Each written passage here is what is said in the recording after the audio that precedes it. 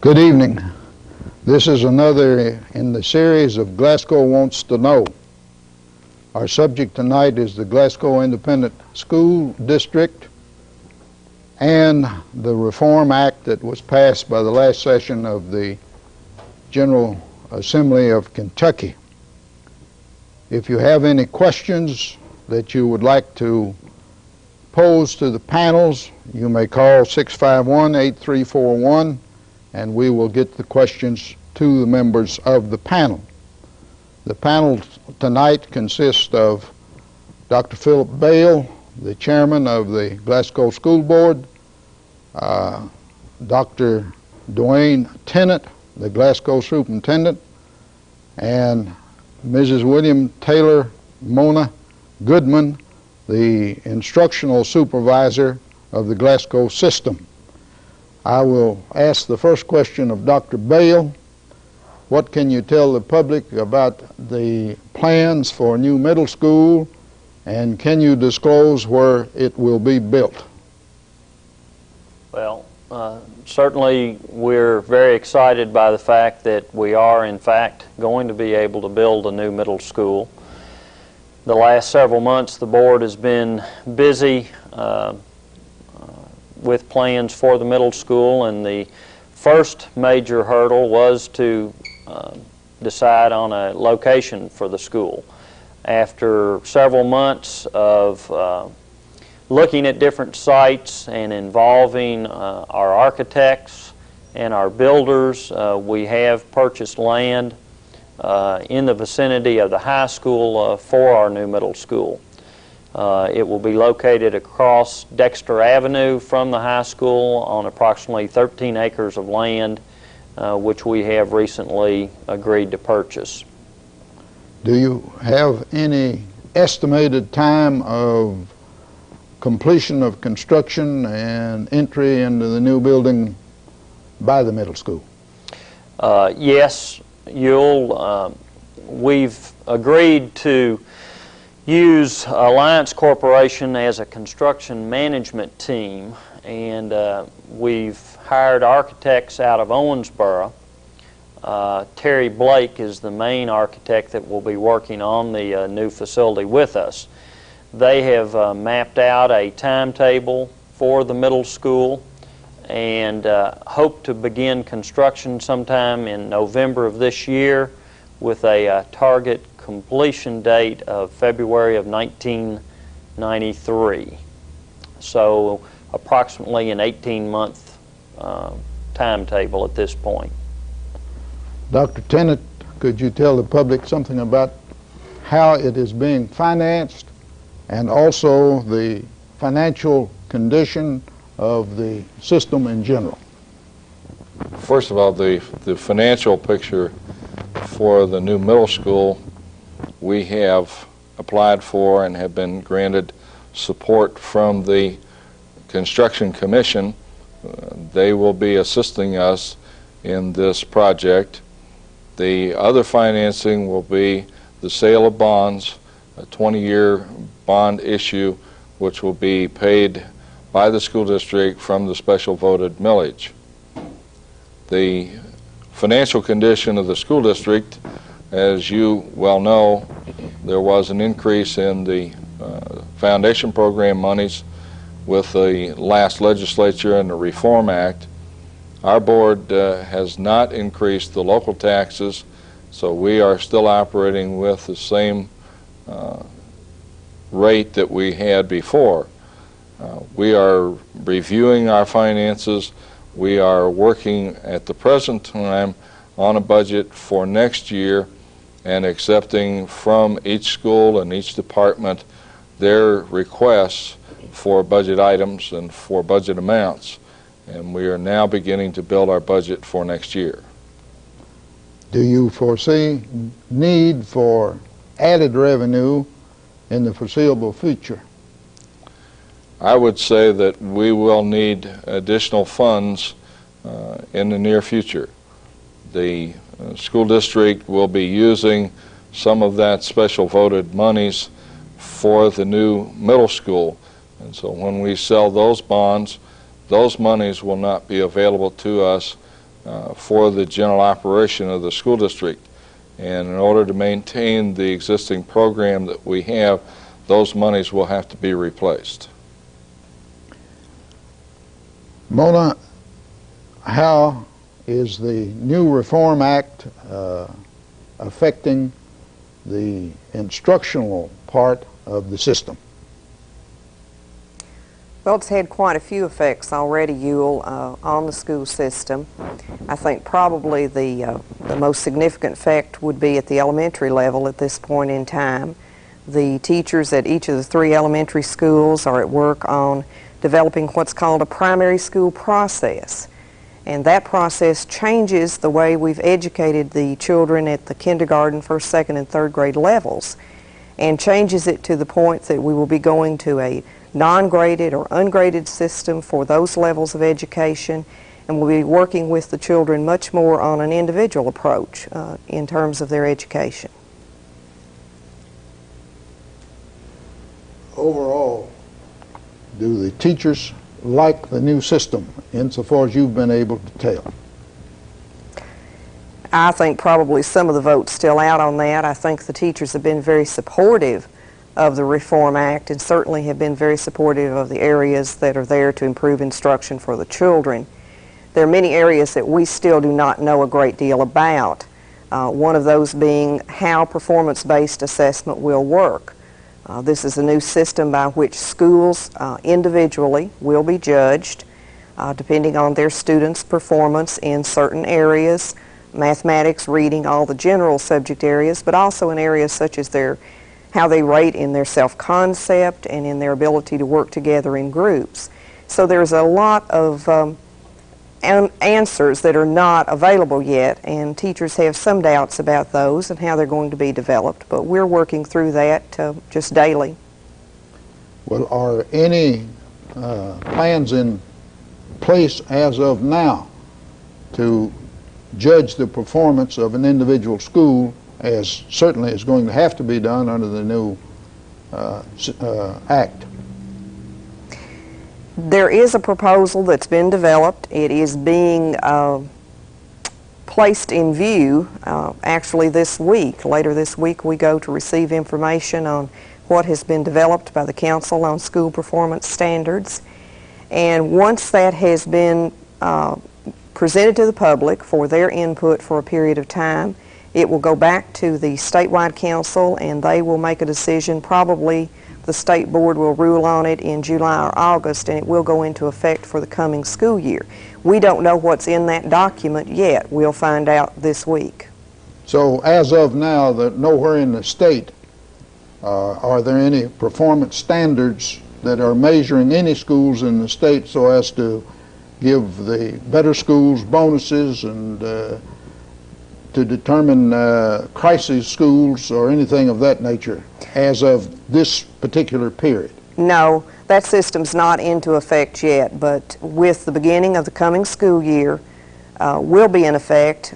They will determine some baseline data for every school, and from that data then they will come back 2 years later and determine whether or not schools are making progress.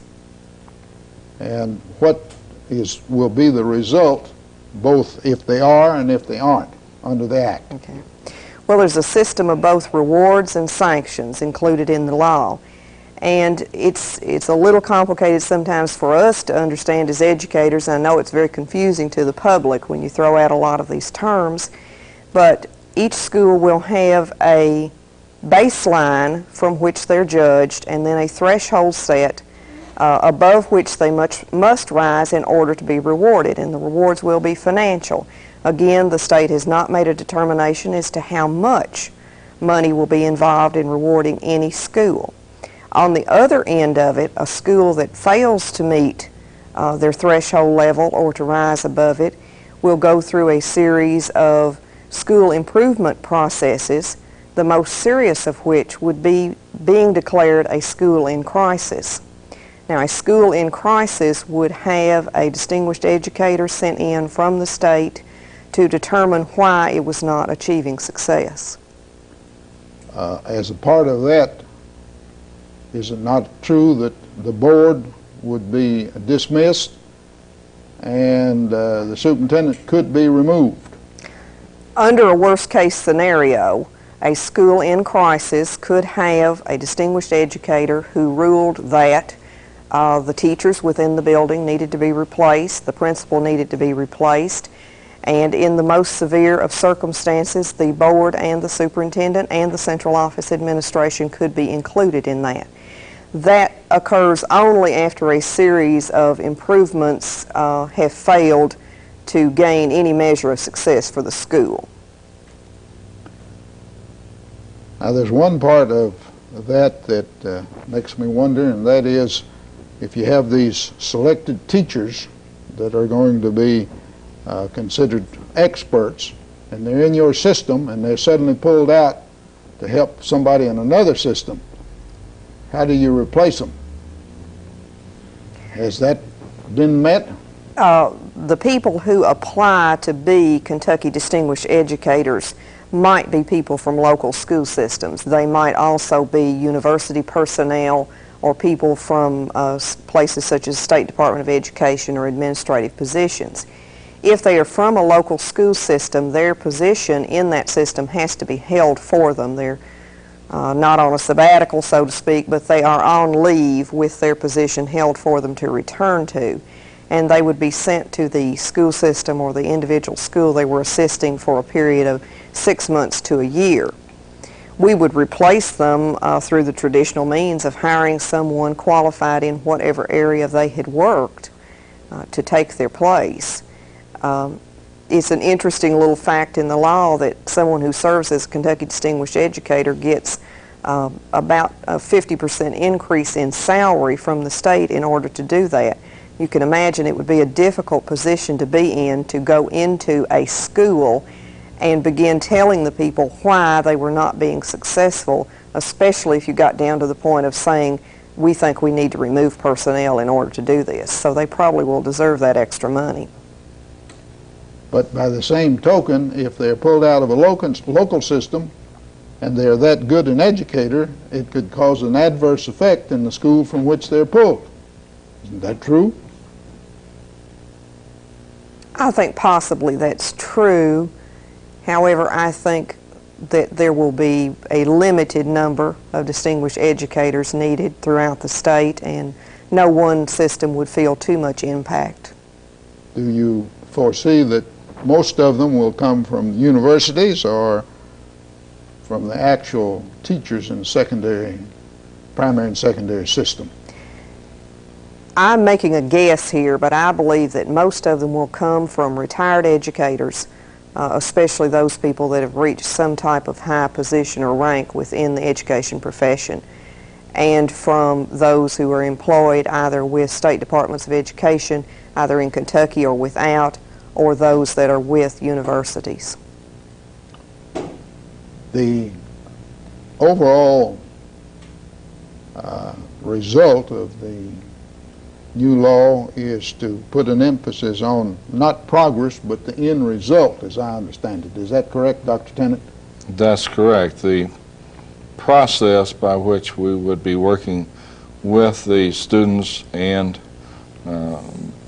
the performance goals that we have for those youngsters are those that put an emphasis on the performance of that youngster as they get through the process and the things that they're able to accomplish in the end result.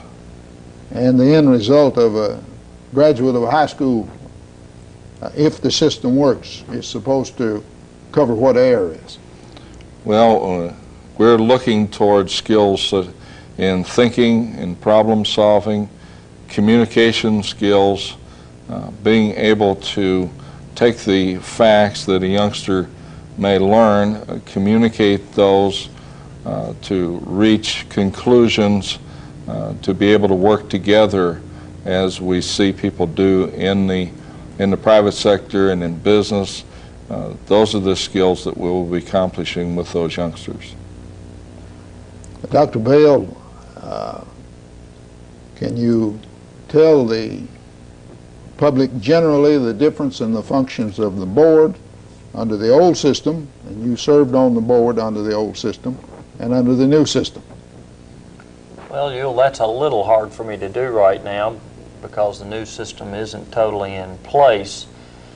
I, along with the other members of the Glasgow board, recently attended the State School Boards Association meeting, and there was some talk of what effect, what impact reform would have on school boards. The establishment of site-based management councils within school buildings that will have certain authorities to determine what that school is going to do in terms of curriculum and other things may have some lessening of input from school boards, although I really think that the work of school boards will be increased by reform. Certainly so far it has been. And I think for the Glasgow system, the change in operation of the school board will be very minimal. At least during my time on the board, and I think in the times that preceded me, the Glasgow board really has had very little to do with hiring of personnel. And the new Reform Act does specifically state that school board members are to have no input whatsoever on the hiring or firing of personnel, which I think is a very good new rule, but I think that's been in effect in the Glasgow system for a long time. Now our only official duty in terms of personnel will be the hiring and or firing of a superintendent and the board attorney, school board attorney. In my viewpoint, the board's role will continue to be very important and integral to the functioning of the system. I would hope that we'll be able to facilitate the operations of the different schools and the buildings, and I think we should and hopefully will be able to be what someone has referred to as the keeper of the vision for the district. So in no way do I think that reform is going to really weaken our board. I don't see that. The ultimate responsibility for the operation of the district, as you see it and have been informed, I suppose, still is going to rest with the school board. Yes, I think that's right. I think the board and the superintendent will still be the primary ones responsible for the operation of the district. Of course, as you've already indicated, the board will not be able to hire or fire any personnel in the system. Under the old system, of course, the superintendent made the recommendation and the board approved or disapproved, so they did have something to do about hiring, and then if charges were brought against the teacher and so forth, they had something to do about firing them. That system has changed under the new act. Would you elaborate on that, Dr. Tennant? Well, at this point, the superintendent has the responsibility for the employment and dismissal of employees. The system that we operate with is still very similar because we are still operating with a system of evaluation, a system of supervision, and we're still looking at recommendations coming from our building administrators. As we look at school councils and site-based management, we would expect those principals and those people on the staff to be directly involved now with the employment recommendations for those new staff members, and obviously we are going to work very closely with them and we'll follow through in that employment process. If you had a charge against a tenured teacher and there was some reason to believe that the teacher should be fired. Has the system changed any under the new act, and if so, how? Well, the major change is that it's not now going to the Board of Education for an action, but the superintendent is the person responsible for that action, and the superintendent then takes that action instead of going to the Board of Education. And the hearing is in Frankfurt? That is correct. Rather than locally? Yes. You have, well, incidentally, I have heard a lot of questions and so forth from time to time as to what is a tenured teacher. Just tell the public what a tenured teacher is. A tenured teacher is a staff member who has what we term a continuing contract.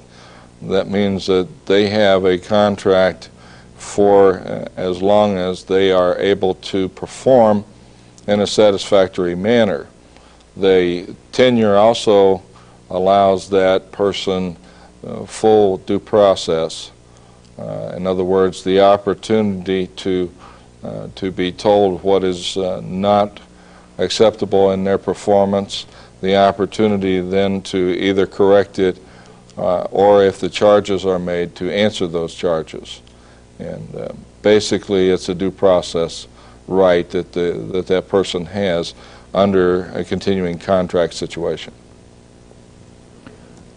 Now there is a new system under the Act to bring in 3- and 4-year-olds that it is apparent that they're going to need some help before they actually are enrolled in school. Can you explain that? Well, basically those youngsters are what we term students at risk. And we are bringing those youngsters in at age 3 and 4 years old, giving them some experiences with being together, with being read to, various other developmental skills that we're attempting to bring to those youngsters that will make them more successful when they get into our regular program. I think I noticed in tonight's paper where you're just now setting up that system, and there's going to be registration for those type students or children this weekend, I believe. That's right. And where's, I never did get in my own mind from reading the paper where this registration is supposed to take place. Where is that? Well, the youngsters, the parents can register their youngsters at any one of our schools or at our central office. We'll see to it that their registration gets to the proper person. So if they want to go to any one of our schools, and we will see to it that they're properly registered and that they will be accommodated. Now I think there is some confusion also on the other end of that particular spectrum about another program mandated by the new act for older children involving health and various other problems that they may have. Would you care to comment on that? Well, there are youth service centers and family resource centers which will be instituted and be implemented into school districts over the next few years through 1995. Those are done with competitive grants. At this point, we're not pursuing that for next year since we have a number of other projects going. Well, so isn't that supposed to be, though, actually under the Human Resources Commission? And that is correct. And those grants will be issued by the Cabinet of Human Resources. And those funds do not come out of the Glasgow's funds. They're state funds. Yes, yes. I think the public is confused about that because I've heard some criticism along that line that they didn't see why the Glasgow school system should be involved in that with Glasgow tax money. Those are grants coming directly from the Cabinet of Human Resources. Now we've referred several times here to site-based management. I'm going to ask you to start. What is site-based management? Well, basically, it's a school council which has 3 teachers, 2 parents, and the school principal. That's the basic council which was authorized by the General Assembly. That council, when it is duly situated, will be responsible basically for the operation of the school, the establishment of policies for that school operation, the internal operations. Those policies then will be the direction and will form the guidelines for the principal as they work with the staff on a day-to-day operation. Mona, how do you get in, or does a school get into site-based management? School votes itself into site-based management, or what we call school-based decision-making. It takes a 2/3 vote of the faculty to become a site-based location. We have 2 locations that have voted to go into a school-based management situation next year. After a 2/3 vote by the faculty to enter into it, the teachers select their representatives, the 3 that Dr. Tennant referred to, and then the parent group, if there's a PTO, steps in and makes the selection of the parents. When there's not a parent group already functioning, then the parents are contacted and asked to come in and find out about site-based decision-making, and then to go through the process that they choose to select their 2 parent representatives. And what are the 2 schools that are going to it this next school year? Glasgow High School and South Green Elementary have voted to be site-based schools during the coming year. Now, is it not true that there is a provision in the bill that by 96, that all of them have to go on site-based management? Right. There is a provision in the CARA, in the Kentucky Education Reform Act, that by July 1 of 1996, all schools, all individual school sites within the state have to enter into school-based decision-making.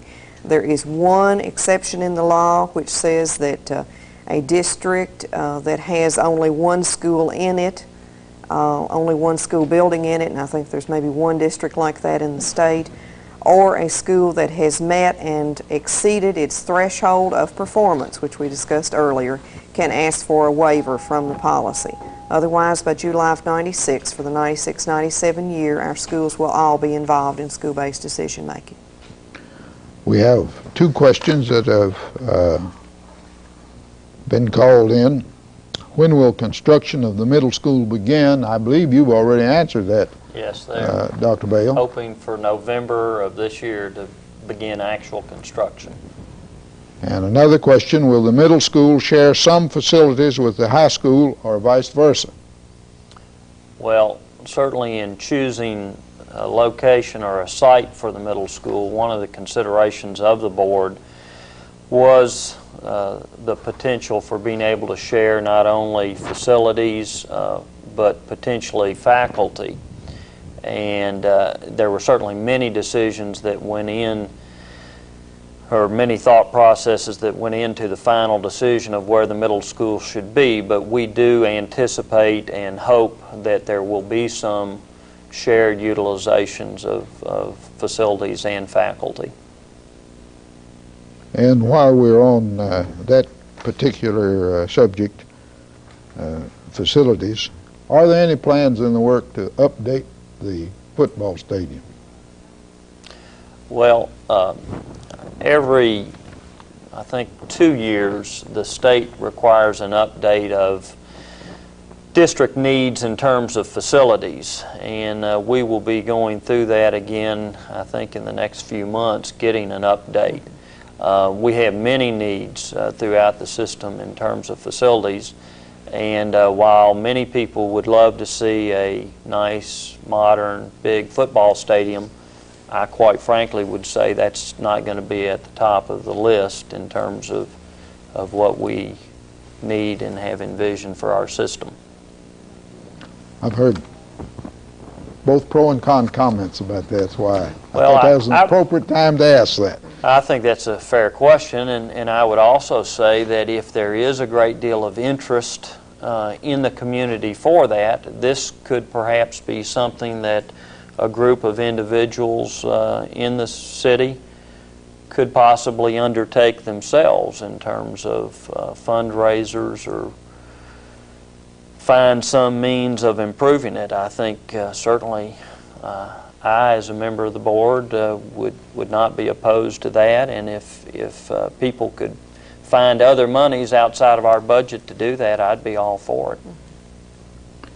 This is another interesting question. Why not let some students participate in the site-based council? Mona, I'll direct that to you. Well, I guess the easiest answer is the law is very specific about how the site-based councils work. And in addition to there being questions about why not involve students, many people have brought up the question about what about other staff members, your clerical and your janitorial and your cafeteria staff members and all those other people that help keep the school going. I guess the easiest answer is the law is very specific. It indicates that teachers, parents, and the school building principal will be involved. There is a provision whereby the councils set up committees to work within their schools in any area that they feel they might need them, whether it be by subject matter, grade level, or any other area such as discipline. And this is a way in which an individual school council can decide to involve people other than those specified by the law. I have wondered that since you're going to have 6 members, what happens if you have a tie vote? There won't be any tie votes because school councils will not be making many decisions, or in our case, any decisions, by voting. School council decisions will be made by a process called consensus. And that means that when something is proposed to be done, it's discussed, it's talked about by the council members, and they reach an agreement that is mutually acceptable to each member of the council. And if they cannot reach an agreement on a certain issue, then the issue that had been brought before the council would simply die for lack of reaching a consensus. So there won't be any tie votes, situations like that. Well, now, this consensus business that you're speaking of, is that the result of a policy that's been adopted by the board, or where does that come from? I don't believe that's in the law. The law does not specify that we have to use consensus building. It is a policy of the local board. It is a policy that was agreed upon by teachers and administrators and parents who worked on that it was the best way to go. The whole concept of school-based decision-making is for people to be able to reach agreement and not to come to the point where they divide along lines of 3 yes, 2 no, and 1 abstention. So it was felt that that was the best policy to use, and I think that policy you will find in effect in most, if certainly not all, but most of the school systems in the state. I take it from Mona's answer, Dr. Bale, that the board has adopted a policy concerning site-based management. Well, I don't think we've adopted a formal policy, although yes, you have. Well, okay. Okay. You did in January. Okay. But I would certainly point out that consensus has been the way that the Glasgow system has been run for many years. You've often heard, or I always have heard, that there's never been a split vote on anything that's been voted on by the board, and that's been true, but I can also tell you that all decisions have not been that harmonious, and that we've always operated on a basis of consensus, and I think it's a very appropriate means, and I guess we did adopt You did that. adopt a policy on site-based decision-making in January. That's right.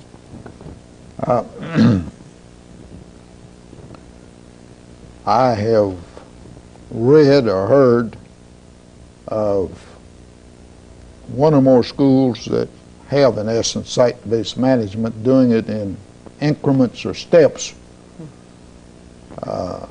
Do you have that in mind for here, or just what is the program? Well, each council will make their own decision on how much they want to be involved in during the first year and subsequent years as well. There are some 15 areas included in the law dealing with instructional practices, discipline, extracurricular activities, usage of school space, assignment of numbers of personnel, scheduling of school day, budgeting for instructional purposes, and each council can determine which areas they wish to deal with initially. Most councils feel like, and most of the training that has gone into the council process has indicated that it's best to go slowly and to take a few steps at a time. Although a council could elect to deal with every area, I think it is unlikely that they would do so during the first year.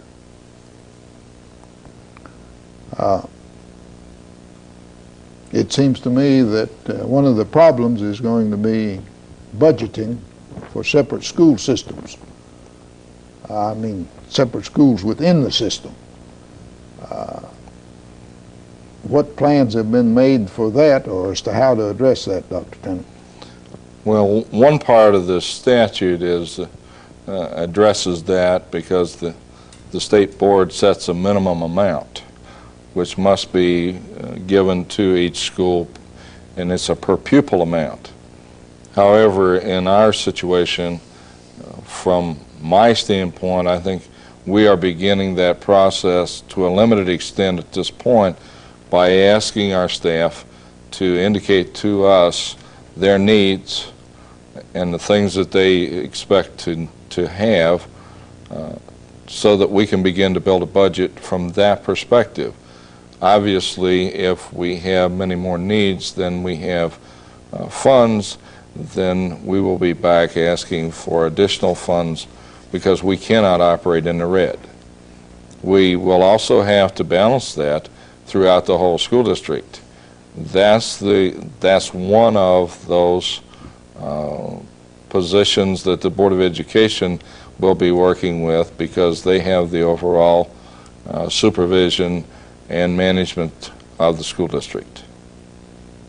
But obviously you can't give a school, particular school, the revenue based on that allotted for the state, from the state, and mandated by the state on a per pupil basis, because you've got the administration of the whole system to take care of. That's correct. However, that amount, very honestly, is a minimum. Yeah, I understand that. And we're obviously spending more than that per pupil at this point. It only addresses the instructional portion of the budget. Under the site-based management, I suppose the council could, but again, I'm directing to either one of you that wants to answer it the question of, is the council going to set the time the school starts? Is the council going to control bus schedules? No, the council operates within the system, and they operate those things that directly affect the instructional program within that building. They can change the schedule within the outer limits that the board sets. The board sets a daily schedule from 8 o'clock in the morning until 3 in the afternoon, and then the council has discretion within those hours. Mona, just what do you anticipate that the council is going to do, for instance, in the high school this next year? I realize that you don't have a council yet, and that there have been some nominations that I've seen in the paper and so forth, and there's been no council meeting. But from your standpoint as an instructional supervisor, what do you anticipate that the high school, or for that matter, the Green Street School, I believe that's the other one you said. South Green Elementary is the other one.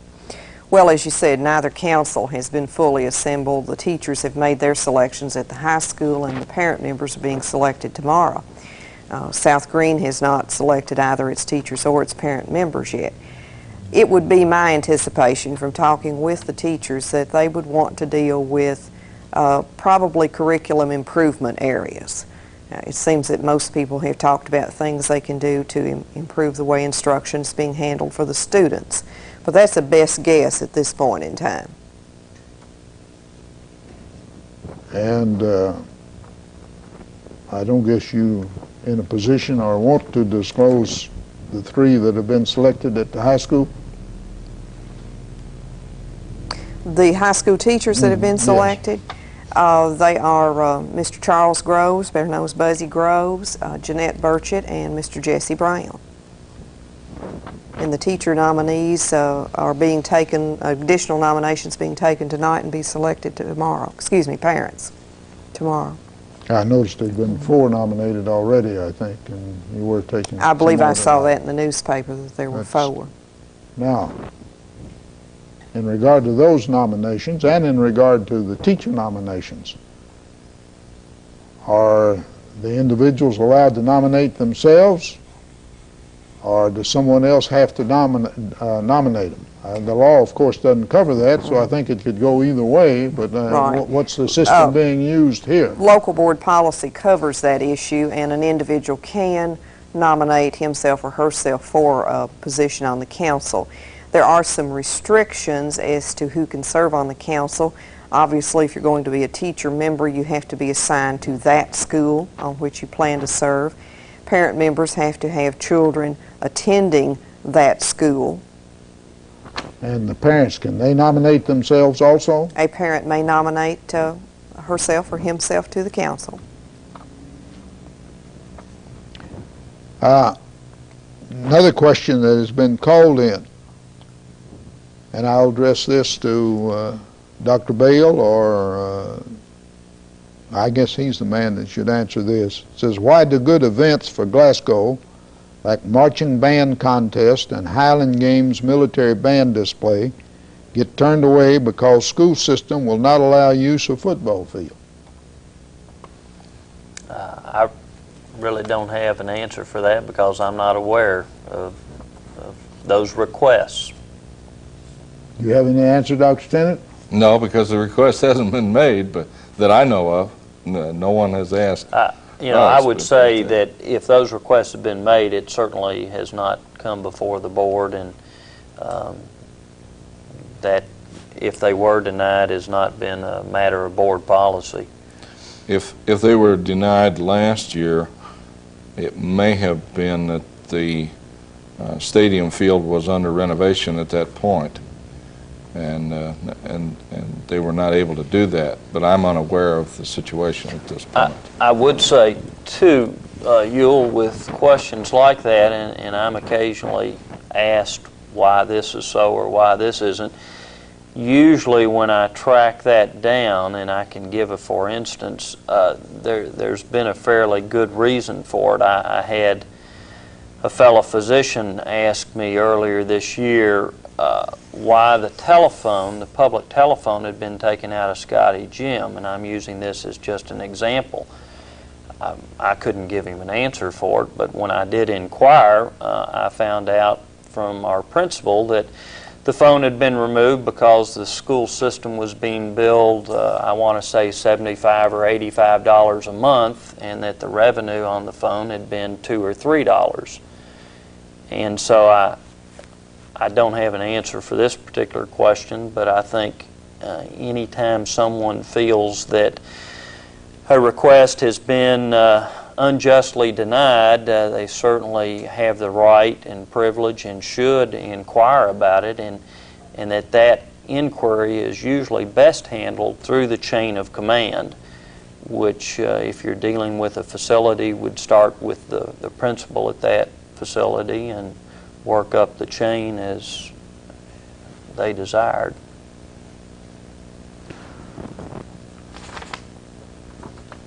Another question.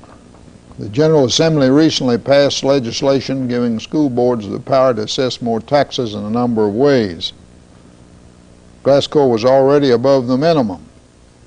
So it says here, since so many school systems took advantage of the new rules and raised taxes, not as much money is now available as was originally promised.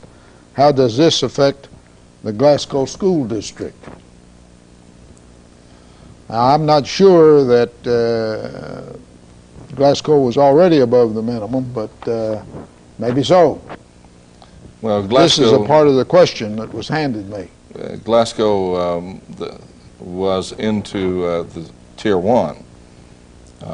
Tier 1 is the part of the foundation program formula which provides some additional funding from the state if we levy into Tier 1. If you get into Tier 2, it does not increase any state foundation funding. The money that was affected from the state level, because many more school districts raised their taxes, did affect our school district, because we did not get as much money in Tier 1 as had originally been promised. However, that funding is still there. It is still coming. It does create for us a certain amount of anxiety because it is not an established amount of funding, and it isn't constant from year to year. In other words, that will depend on what the legislature does the next time they meet. And it will again depend on the school districts and how they take advantage of the opportunity to raise taxes to achieve some of that matching funds. Well, of course, as I remember, the state match was supposed to be up, or could be up as much as 150%. That's correct. And naturally, I can see why various districts took advantage of that. So the obvious question is, could Glasgow have done that? And if so, why not? Well, first of all, yes, we could have done that. However, we are very near to the upper limits of Tier 1. And so the additional funding from the state was again limited. And we would not have received as much in terms of funding from the state to match those funds in local taxes.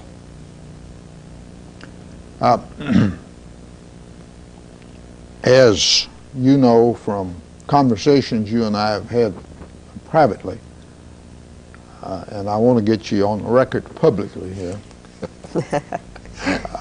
one of my complaints about the Glasgow system has been the failure to have in high school a speech program that would teach students how to think on their feet, how to speak, why we didn't have debating teams and so forth, because I think it is important, just as we're sitting here now, it's very important for the three of you, and you're doing an excellent job, to speak off the cuff, so to speak. And nothing like that has been in the high school here for several years. I've complained about it to your predecessors. I've complained about it to you. Now, what's going to be done about that, if anything? I'm pleased to tell you that we do have speech at Glasgow High School this fall. We still have to determine the staffing for that position, but we did offer it to the youngsters, and we had enough youngsters to have at least 2 sections of speech beginning this fall. I'm glad to hear that. I think it's most important. We have some more questions here. Will the proposed new middle school have a bona fide theater that can be shared with other city schools and worthy community groups, community theater, junior achievement, etc.? I'll take a stab at that one. I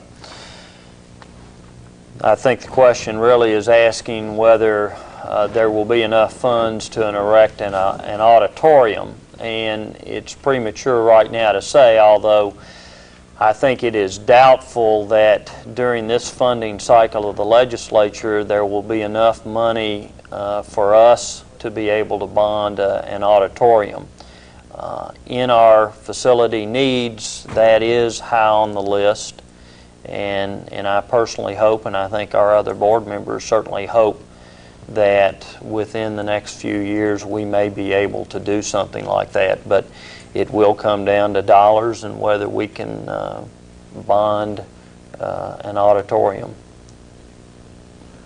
Under the new act, as I understand it, there is a provision for continuing education for students who are deficient in certain areas, even during summer months and so forth. Do you have that problem? And if so, are there any plans for such a school? Who wants to address that one? You're shaking your head. Go ahead, Mona. Yes, we do have that problem, certainly. There are always students that need additional help or seem to need additional time in order to master learning or need different strategies used with them. I think the program that you're referring to is the Extended School Program, and that is monies that was placed into the Education Reform Act for after-school tutoring, summer school, or even system could choose to have classes on Saturday for these students. We have chosen for the first year of this program to have summer school available in June and July for students that are in need of additional services, and this program will stretch from kindergarten through the 12th grade. We have 2 people coordinating that program. Dana Jones is working with the kindergarten through 6th grade areas, and Bobby Duval is working through the 7th and 12th grade on developing the kinds of programs that will help the students return in the fall able to succeed in their classrooms and to have caught up, so to speak, with the things that they were behind. Insofar as the method of handling students that have committed the discipline code, in the past, usually it ends up by suspension. What does the suspension of a student accomplish? And should there be another system? And if there is another system, is any consideration being given to adopting it here, or do we already have it? I'll ask you, Dr. Tennant. Okay, first of all, you asked what does the suspension accomplish. Basically, the only thing that a suspension accomplishes is to removal of that youngster as a disruptive element in that classroom. The school system has what we call ALC, which is an alternative learning center for those youngsters, which allows the youngster to continue working on their classwork, but it does separate them from their classmates, and that's in another class. We have, in the last few months, been discussing the possibility of Saturday school as an alternative to out-of-school suspensions. And while we haven't made that definite proposal at this point, it is in the discussion stages. Basically, the best thing that I think needs to happen with this whole thing is the opportunity to have the involvement of the parents in this situation so that we can help those youngsters in the classroom and so that they aren't a disruptive force and they aren't taking away or distracting from the other youngsters. Now you raise an interesting subject. What is the plan or the system for counseling with the student and the parents, and how much cooperation are you getting out of parents? Well, interestingly enough, as you go back and look at CARA, you'll note that there's a great deal of emphasis on the school system and the parents working together. And certainly we know that that is much more effective. We've had good participation from a great many parents in the school district. I'm very well pleased with that. as I came into the school district and seeing the parents and the community involvement. This has been excellent in my viewpoint. We still need to have more involvement from parents because their youngster needs to understand that school is important and what they're doing is important. We would encourage parents to come to school and to talk with our staff, to find out what we're doing with our youngsters, with their children as we work with them in school. This is important. It's important for us in working with the youngsters. It's important so that the youngster knows that school, the school activities are important to the parents. Is there any effort on the part of the counselor or some representative of the system to go to the home of the parents of a student who may not come at an invitation from the school to discuss the child's problems with the teacher? We haven't gone that far at this point. I could say to you that that was one of the activities that was very prevalent when I started teaching 30 years ago. But it isn't something that we're doing at this point. Didn't it work 30 years ago? Oh, yes. Are there any plans, or do you have anything in mind about going back to that system? Not at this point. Why? One thing that comes to mind on that question to me, Uhel, is I think it's true across the state and possibly across the nation. We don't have enough counseling services available in the schools, and I think right now it might not be practical simply because we don't have enough counselors, and the ones we do have are extremely busy. Not that this wouldn't be a worthwhile activity for them to do, but I'm afraid you can only stretch a person and their activities so far, and that may be an answer.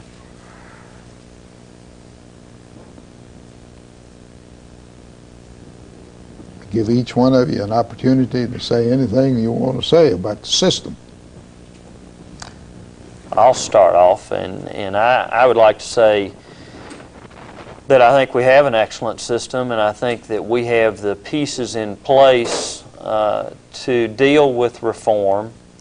I think we have an excellent faculty, many fine individuals in our administrative staff, and that if any system in the state should be able to prosper under this Reform Act, it should be Glasgow Independent.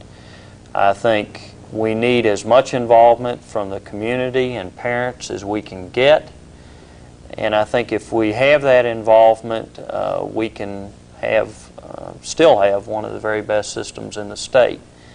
But it's going to take time and effort, and people are going to have to be patient, and if we do that, I think we'll be very successful. Mona, you got any parting words for us? Well, I agree with what Phillip has said about working together within the system, and I think one of the keys to what we've been able to do already in reform and what we will be able to do is that we've spent a lot of time and taken a lot of energy and many dollars in some cases to get the proper training for our people. I think the support of the community is so important, though, because ultimately the schools belong to the community in which they're located, and it is to those people that we're responsive in trying to determine the direction that we set for the school system. So we want to work together. We want education in Glasgow to be a community, teacher, staff, administrator, parent, child involvement. Dr. Tennant, coming from the outside and this being your first year here, are you pleased or disappointed with what you found? And what do you think about the future? Well, first of all, I'm extremely optimistic about the future. I'm optimistic because of the excellent support and the encouragement that the community, the parents, the youngsters, the staff, everyone working together has given us. And I'm really enthusiastic and and I'm encouraged by that. And I think as long as we continue to keep the welfare of those students in mind, we can't help but go right.